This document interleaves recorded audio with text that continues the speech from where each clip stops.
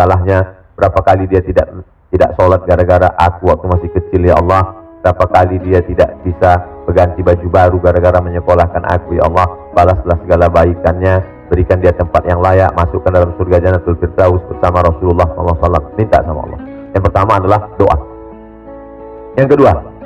Yang kedua yang sampai adalah sedekah.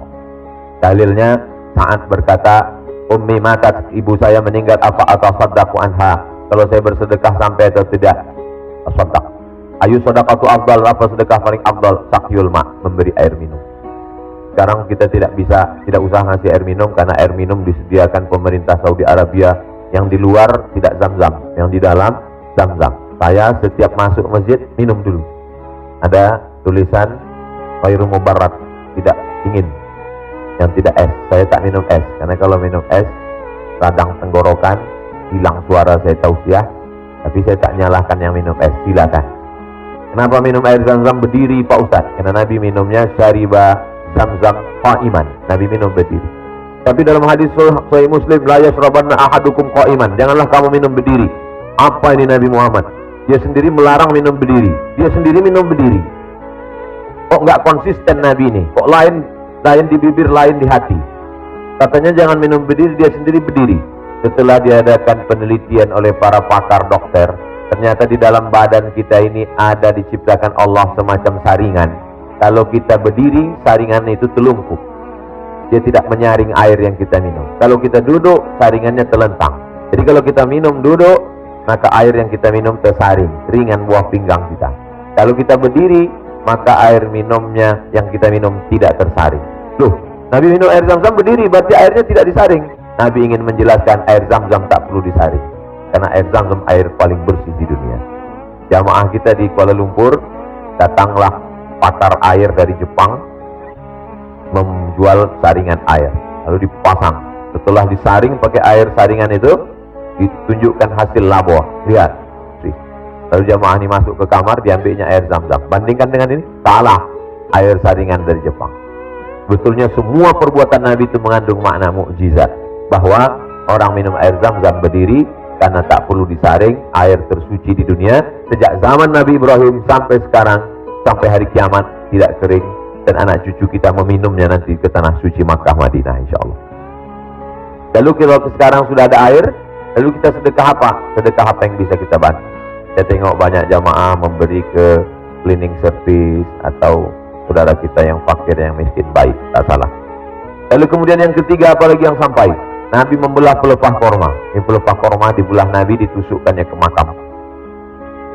Kata Imam Nawawi, maksud Nabi membelah korma karena pelepah korma ini bertasbih. Makhluk hidup ini bertasbih. Jadi kalau ditancapkan ke kuburan, tasbihnya sampai.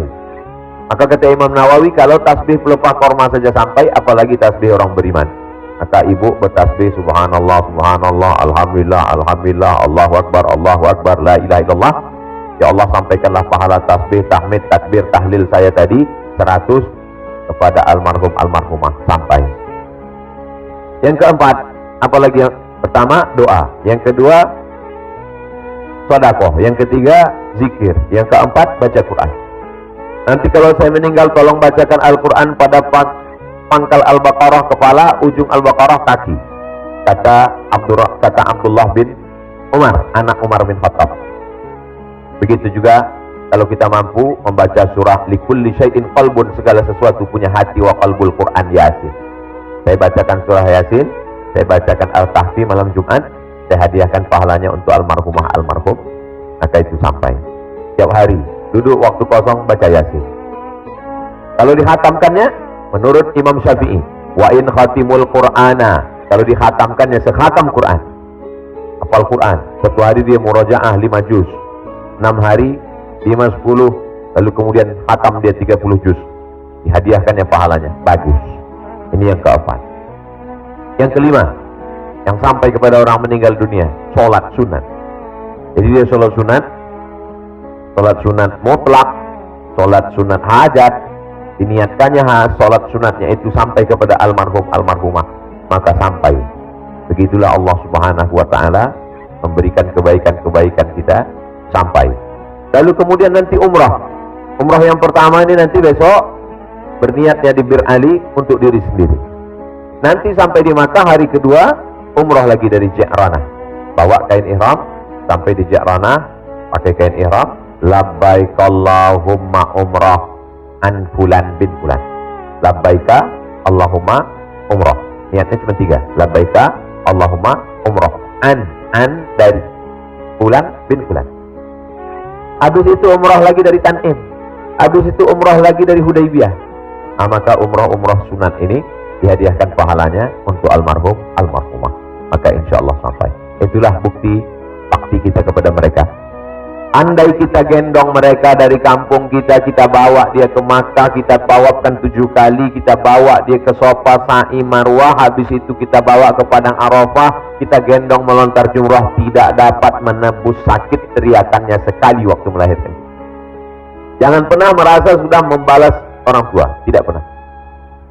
Tidak pernah. Kita masukkan dia ke perut kita lahirkan dia, kita bawa dia, belum mendapat membalas. Karena kasih sayang tak bisa diukur. Semua yang saya lakukan, saya hadiahkan untuk almarhumah ibu ayah saya. Mudah-mudahan yang masih hidup orang tuanya panjang umur, sehat.